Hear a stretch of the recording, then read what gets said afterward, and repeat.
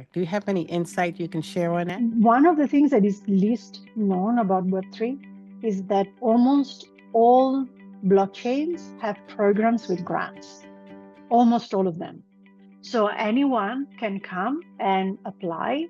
Those grants are around building applications or adding applications to your existing business in a way that makes sense, of course, for the blockchain itself to widen their ecosystem, but can be anything. So anyone can come and apply, get some funding. Welcome to Pivoting to Web3 podcast, where experts break down AI, blockchain, and tech shaping our future. I'm Donna, and today's guest has insights you won't want to miss. Let's dive in. Well, welcome to Pivoting to Web3 podcast. And today we are with Alex, and she is with Node Ops. But there is something about Alex that I really enjoy because she's really into this Web3 and has been around in it for about 8 years with Google and also a company running apps and decentralizations, and understands how to communicate what all this means and why it should really matter. Why it should matter with you in C-suite, why you should know and understand what to do, how to think about it, or just open your mind and learn. I'm not going to speak any longer. Alex, say hello to your audience and ours, and it's a pleasure to meet you all the way from Singapore. So tell us about yourself and what you're doing today. So thank you so much for having me, Donna. I am absolutely delighted to be here. It doesn't happen that often that, the audience broaden up so much that I get to speak to, a completely new set of people, and I'm absolutely delighted to be here. I will try my very best to explain as well as I can everything that I know about Web3. I'm sure your conversation, will lead me, very I'm going to lead you down the path. Exactly. As for myself, I've not been that wise overall in my career. I have to say, I've always tried to be on the cutting edge, always tried to be, exploring and pushing the boundaries at tech level, at business level, at company level. Hence, I am here. If you would like to know a little bit more about my topsy-turvy way You're into tipsy-turvy. You was Web3. in Google. Let's talk about that. You were in Google and left Google. Did you take the playbook with you? What's up with that? Oh, Google is an amazing place where to be. Definitely, it's aspirational for a lot of people to be there. So I get asked a lot of times the questions, why did you leave? How come that you're not there when people are just happy to be there for good? I love the energy there. But again, Google has got to the point where it is a corporate environment. I do love and strive being on the edge. And being on the edge means sometimes taking really adventurous calls and then just looking from the inside out instead of the outside in. Being at Google as part of the Web3, I was leading Web3 growth for Google. Specifically, I was part of the GTM team at Google Cloud. That meant that I was advising the internal teams on how to speak the language of Web3, how to do marketing for Web3. There are so many different things about marketing. In general, my expertise is in growth marketing and in just translating technical into non-technical. That is my my bread and butter. And for Web3, that was my role. And it was very interesting to see from Google's standpoint how interested they were into Web3, so much so that they had to create a whole unit around the Web3 as a technology and in terms of GTM. For Google Cloud specifically was about selling traditional infrastructure into Web3. And I'm very happy then to get into more infra, because if I'm doing marketing and communications and PR and growth, I do it specifically for technical companies. So we can see like where we are on the stack of Web3. Sometimes it's a consumer application where an end user would just interact with it. But other times, the company or the product is more behind the scene, just the plumbing of the application. So that's where normally I am, like with a screwdriver and a spanner, just getting the piping to work so that the applications can work on top. And that's been the thread all throughout my career, including at Google. And it sounds like you're still there, because my next question for you is, so you're in Node Ops, but I think my audience and I still want to know, I understand it a little bit, but why don't you explain to us what is a node and why is it important? And then next, node ops. What problems do you solve? Sure. So intuitively, you can draw a parallel between a node and maybe mail delivery. Think of it as mail delivery. Like nodes are a little bit like post offices. That's where you would go and all the letters get checked. There is all the all the records are kept, and then you make sure that the right letters goes to the right person in the right at the right time. And that everybody has to be in sync as well, because you cannot have just one post office.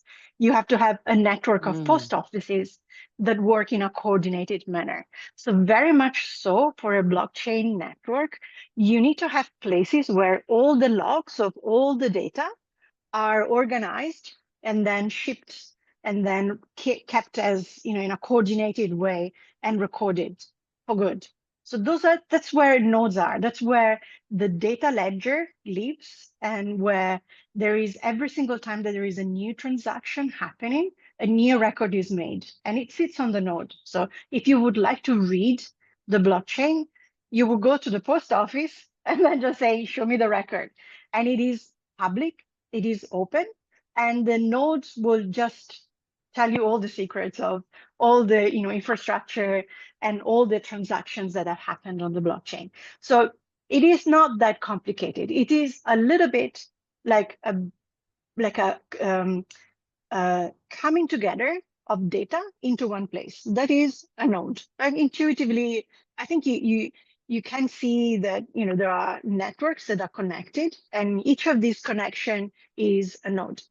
When it comes to NodeOps, NodeOps is a platform that helps this orchestration, so that there are Mm. individual nodes, and then you can also connect with all the others, and you can deploy your own. So I got to ask this because I'm always into Yeah, interoperability. So, yeah.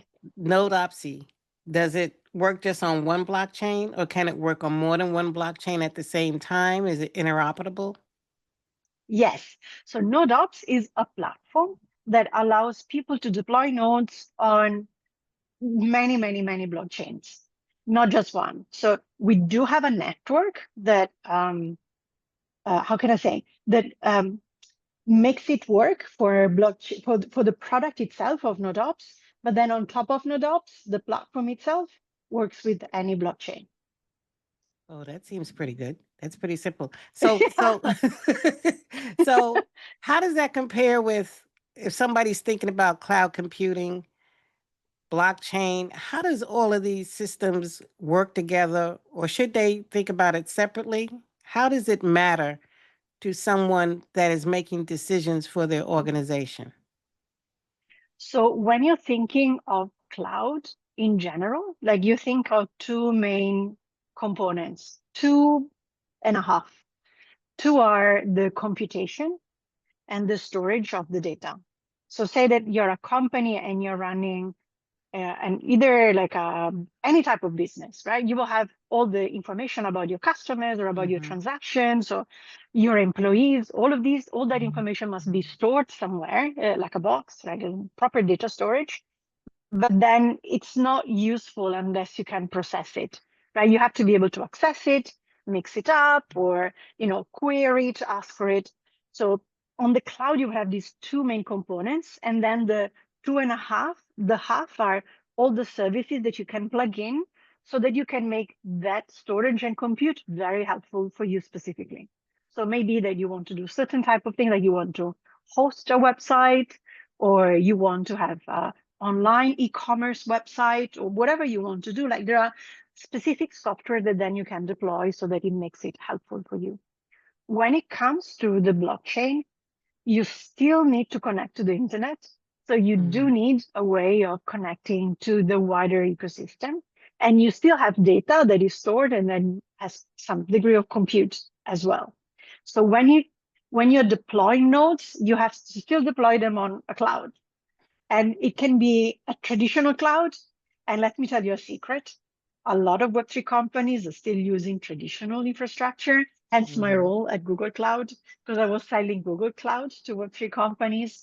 So the backend is still very traditional infrastructure, but now there is an emerging generation of net new cloud infrastructure that is decentralized. So even the cloud itself is now being moved into Web3, which is also what I've been working on in some of my previous assignments as CMO, which is really exciting to see. So challenging the big boys of Google Cloud and AWS, which is quite exciting. So for those that are listening and they have these major projects, they're confused with all the AI taking place, the changes in the AI. AI is going to converge in time or now with blockchain. As everything starts getting adopted and mass adoption takes place, what should someone be thinking about when they make a decision on purchases? What are the key 2 to 3 or maybe 5 elements someone should be really thinking about as a CMO or a CTO or anyone in the C-suite? Where do they start? What should they be thinking about? So when you're deploying infrastructure, I would say that there are maybe few components that you can evaluate your choices on. So one is definitely affordability. And if you're looking at AI, AI is very hungry for computation and has to be very powerful machines at the back that can allow this computation. Then there is this new generation of computation called GPUs that are in very rare and very, very expensive. So the one thing that you would want to do now that we are kind of all forced into into AI, is to make sure that your computation is affordable. Otherwise, there are so many surprises on the bill. And that's where Web3 comes into play, because now there are challengers also at GPU level with 70 to 80% lower costs, because there is a drastically different economic models at the back, thanks to blockchain. So if you're deploying GPUs, there are now decentralized GPU providers that will save you 70 to 80% on the bill, which is definitely not negligible. Then another component is security and safety.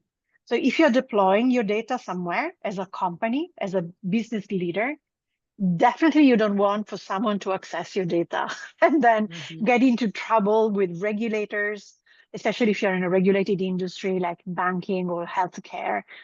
And then, but any business, we've seen so many like headlines, data hack, customers' data has been leaked. So you definitely want to choose a provider that will give you that level of enterprise grade performance and security.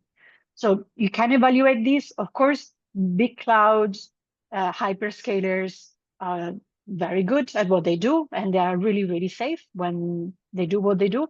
Not perfect, but nearly perfect. But now there are, again, new entrants into the market that can compete. And let me tell you one specific use case that personally I love. Please.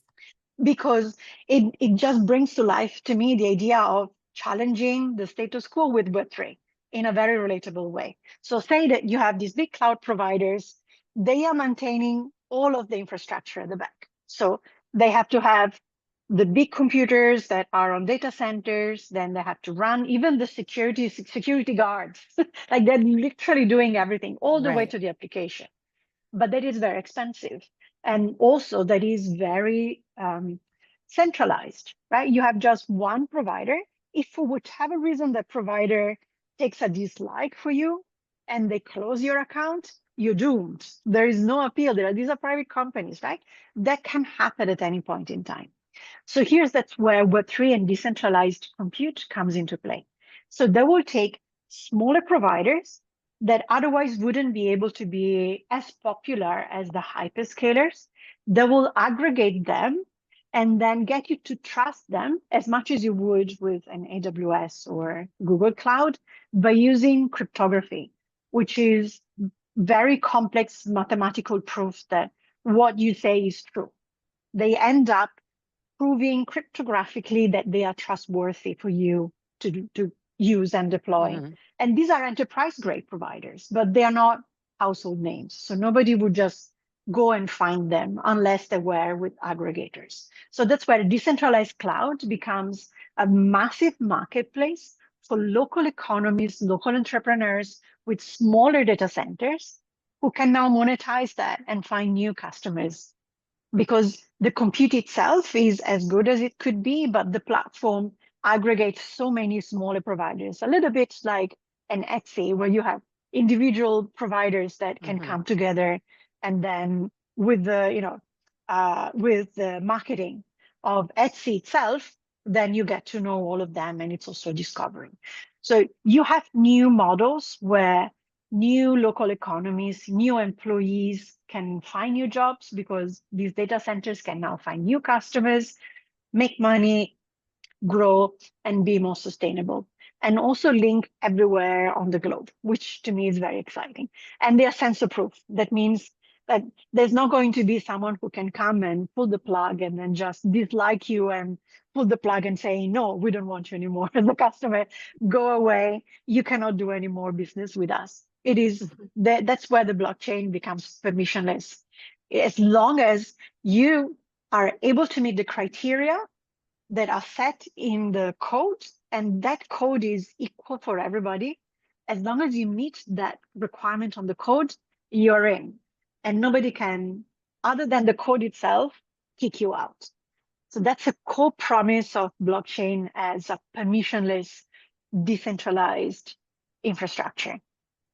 It's a big deal. If we are executing it, it's a big deal. It's a big deal. It's all a big deal. That's why I started pivoting to Web3, because I think it's a really big Yeah. deal. Everybody need to get with it and understand what's going on. So, Yeah. so let me ask you this. So you've got the enterprise piece, and in the enterprise, there are certain privacies and protections and guarantees.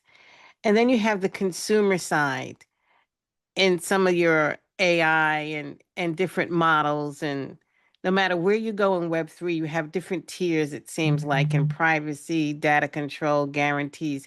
Can you just explain a little bit about that area? There's not a lot of conversation or information really out there being shared. You got to kind of figure it out or know the right people or companies. Can you share any information with that in regards to that?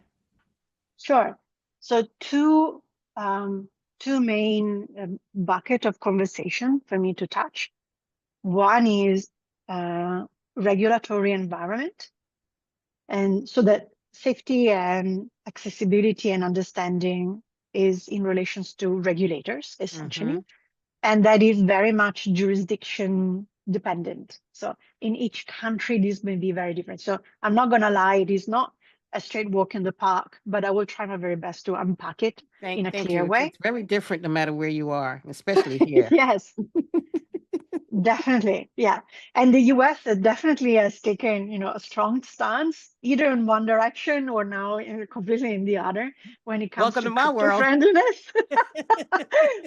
We're all watching. We're all watching. And SEC overall has been always at the forefront of every Web3 company globally. In Singapore, we do discuss there are local regulators, but when you go to market, especially in blockchain, because it's permissionless, you may not have any ability to weed out who is from under which regulators, right? So what you might end up doing is to take the most conservative regulator, comply with them. Therefore, everybody else would be less taxing for you to comply with. So SEC historically has been the strictest and the most enforced regulators out there. So everybody's trying to comply with SEC standards. Everybody else then would somehow figure it out. So when you're looking at blockchains, you can see, I think, two main buckets, first of all. Right, let's unpack one bit at a time. One bucket have to do with blockchains that are useful. They have a job to do. They are directly linked to an application, and the underlying economy with the token is linked to that utility. The other side is what I call the casino style of crypto. That's where the token has more to do with a speculative angle. So that's where you really have a cryptocurrency. So for these two are treated by regulators very differently. Everybody tries to be in the first bucket because if you go into the second bucket, regulators have a lot of more requirements for you as you approach retail. So when it comes to retail, if you see that someone is seen as a security, you know that the regulators are paying attention and it is way more regulated. That's a paradox. But if you go on to the utility side, that's where regulators would just say, sure, you're not security, so you don't have these standards to meet with. So it's a little bit more dicey to understand whether or not that is a trustworthy, retail worthy kind of blockchain and investment. So it is very, very important for anybody out there to get educated on whether or not a regulator is actually taking a stance over a specific blockchain. And it is not easy.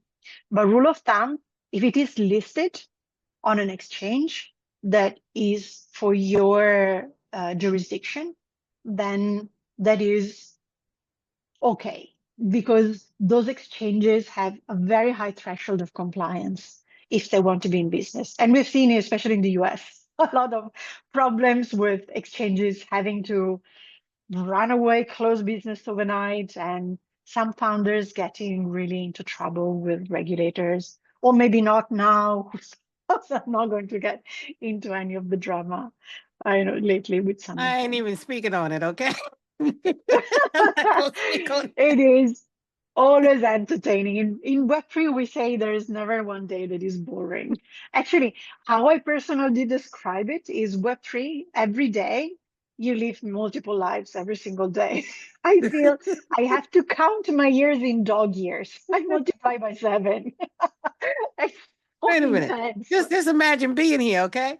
But anyways, that's all I'm gonna say on that. But you're absolutely right, and that's why I wanted to have an understanding. But before I go into anything else, tell us how. So, someone listening, they want to know about Node Ops because I think it sounds really interesting. What is it that we need to know about Node Ops? How you work? Who do you work with? What are the projects you're involved with? Give us a little bit more picture of what's really going on with Node Ops and what you actually do. Can we go there for a minute? Like some use cases, or if it was this before, what happened after once they come with you? Or where does that really get plugged in?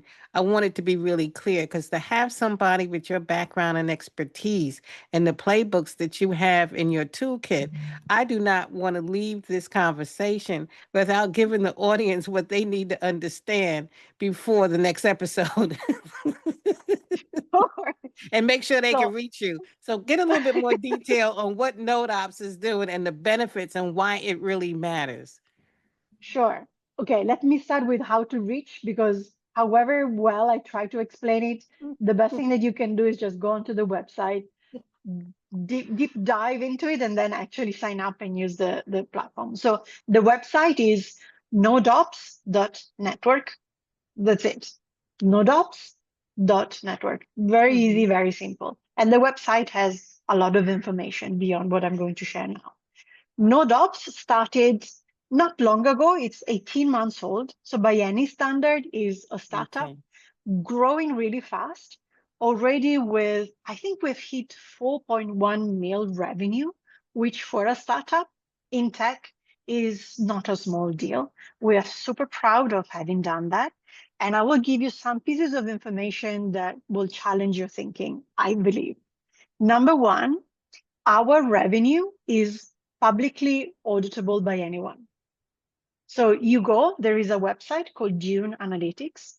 Any type of sales that we do, any type of commercial sales, any type of transaction that is not on the blockchain or could it be outside of the blockchain, it's still recorded and publicly open to anybody to see. So it's a complete transparency over how the business operates. So what is the business? The business is infrastructure for Web3 companies.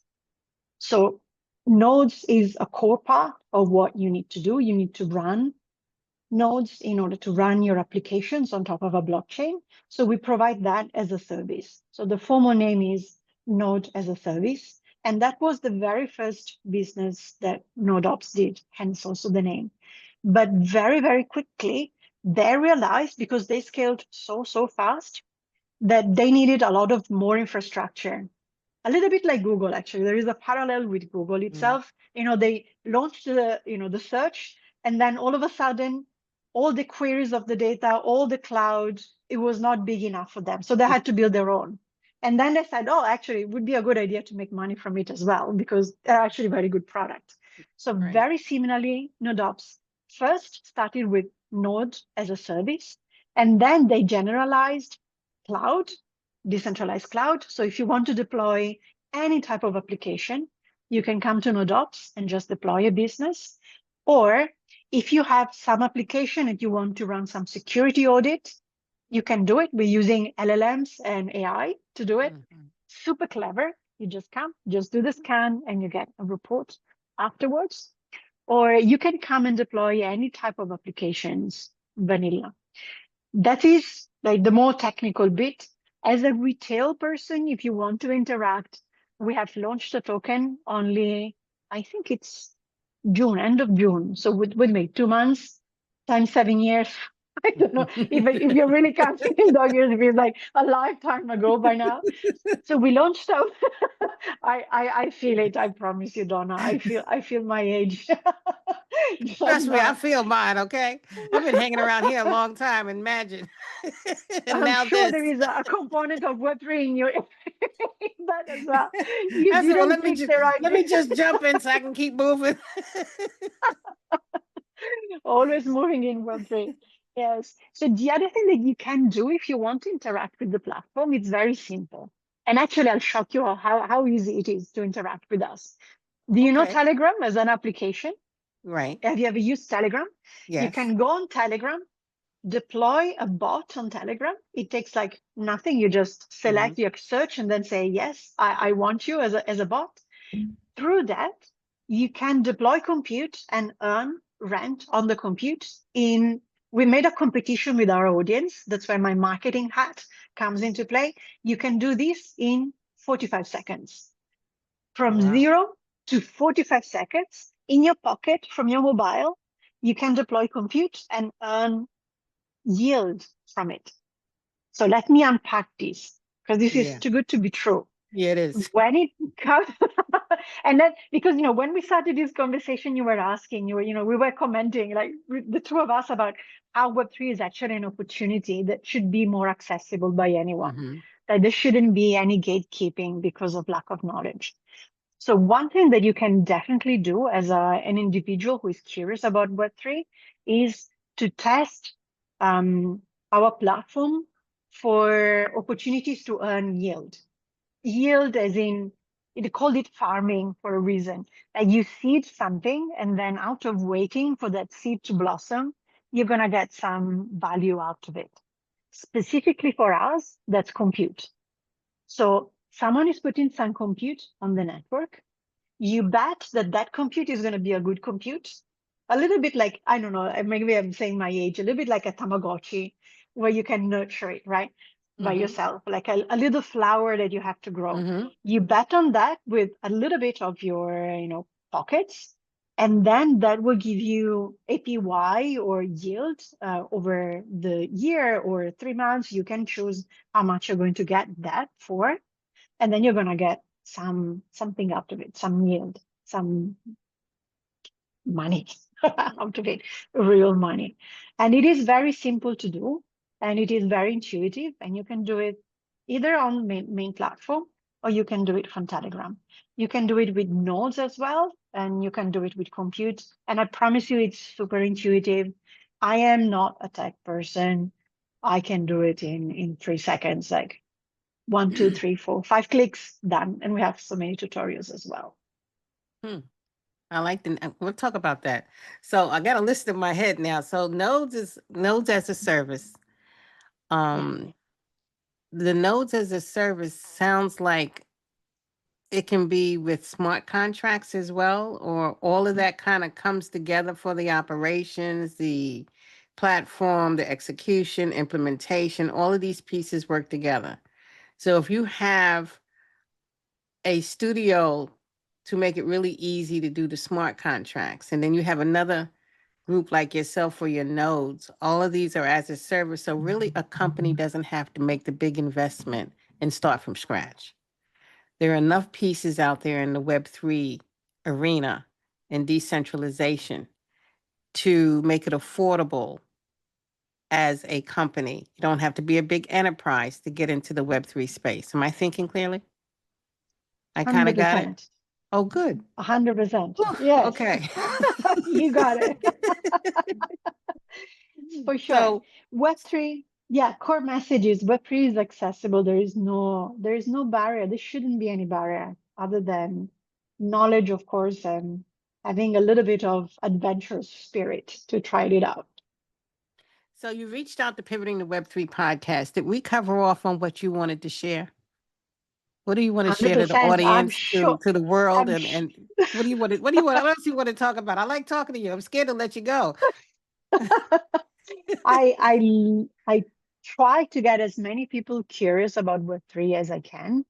It is a great environment. There are a lot of events also in person. If someone gets curious about and wants to demystify the idea that it's the very techie people, everybody is very approachable and very kind and very open to provide um, knowledge or expertise or consulting or products, sell you, well, they will sell you all the products that they need. There are so many in-person meetings and conferences all around the world. One last parting message on my side is that we have launched a new series called Proof of Build, and that's a series of events. We started with Bali. It was a major coin festival about 4 days ago, 5 days ago. So we just came out of it. That was the first stop of the tour, Proof of Build. The next one will be in South Korea, in Seoul, at the end of September. Then we're going to, actually, everybody's coming home to Singapore. And so many crypto people are going to come to Singapore. And I think we are eyeing out Latin America as for December, India also for December. And I've already have my eyes for Denver in February, which I was there, by the way, this year. I love Denver. I really loved it, the vibe Wonderful. overall. So do come if you see Proof of Build with NodeOps. It's a great opportunity for anyone to listen to a nice panel discussion, keynote, demo, if someone feels like coming and coding or they want to ask questions about getting into Web3. It's a great opportunity for everybody to come together and build. So, Alex, I have another question. So, tell me about nodes. I mean, are there different kind of nodes? Do nodes do different things? I'm trying to figure out how people actually should look at a node or when they need it. What's the functionality of a node beyond what you explained? Are there different kind of nodes? Yes, not all nodes are made equal. There are two main type of nodes. One are the ledgers. So that's where you have the record of the data, like I explained earlier, the post office metaphor is very apt. So that is those that contain the data, you query that data, and you do whatever you want with that data. The second bucket are validators nodes, which also NodeOps offers. And that's when you are staking on your ability to provide security cryptographic proof of the validity of the transactions on the network. So the validators nodes are great because when you run them, you have to have a license from the blockchain itself. You have to buy that license. And then with that license, you are able to run these nodes. When you run these nodes, you get yield out of providing this service of validating for the network itself. So NodeOps also provide validators nodes as a service where you can come, buy your NFT, use your license, and deploy validators nodes and earn yield out of doing this service for all these different blockchains. So thank you for explaining the difference in the nodes. And at the end of the day, a lot of the node ops is good for people who are building, whether they're solopreneurs or whether they're enterprises. Do you handle either one of those accounts differently or the same? We do have two different ways. One, if you come to the platform, you can just sign up for the account and you're good to go. We also have credits, and we also have a grants program where you can come and receive some support as you start up your own project. Say that you're a solo developer and you want to just build everything. Now you also have AI that will help you do that. So very easy.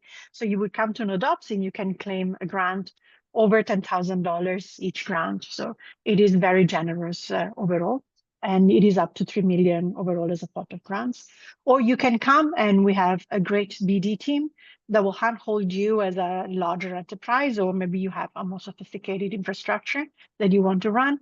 At that point, our BD team will just work with you, understand whether you need any bespoke deployment for yourself, and then just walk you through, including a service attached to the deployment of your infrastructure on NodeOps. So one last question. What about nonprofits? Those that need additional support, assistance, or guidance? Is there a space, do you see, in the Web3 space or NodeOps, or as we move forward? Nonprofits are very near and dear to my heart. How do they fit into all of this in the Web3 space? As you viewed it from Google and transitioning and all the playbooks, there's not a lot of conversation about nonprofits. I personally Yeah, believe there's a place and space for them. I know UNFC has a blockchain project or working some things on blockchain, and I felt like there would be a good opportunity there. Do you have any insight you can share on that? sure. One of the things that is least known about Web3 is that almost all blockchains have programs with grants, almost all of them. So anyone can come and apply. Those grants are around building applications or adding applications to your existing business in a way that makes sense, of course, for the blockchain itself to widen their ecosystem, but can be anything. And a lot of this decision making happens from like a crowdsourced decision making process as well. So it's not that you have to convince or a BD person or salesperson. You post it to the community, and the community is managing these grants. So anyone can come and apply, get some funding. So whether you are already have raised money or you already have some funding for yourself, maybe you're just bootstrapping by yourself, or maybe you have raised money, or you want to raise money through this grant system, you can do that in a very transparent, very accessible way. So I highly recommend anyone who is considering starting afresh without funding to consider building in Web3, because there is a very sophisticated and widespread culture of grant system. Well, I'd like to keep in contact with you with Nodes Ops. I'm really excited about what's happening in Web3. I still am. It's taking its time on mass adoption.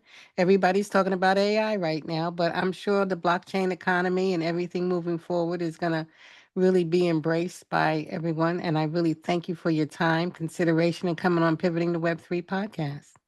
And we're shaping Thank you so tomorrow much, together. Donna. Thank you. Thank you so much. Thank you, everyone. Thanks for tuning in to Pivoting to Web3 podcast. If you're a developer, innovator, or AI expert with insights to share, or if you're looking to partner, let's connect. Visit MitchellUniversalNetwork.com and be part of the conversation.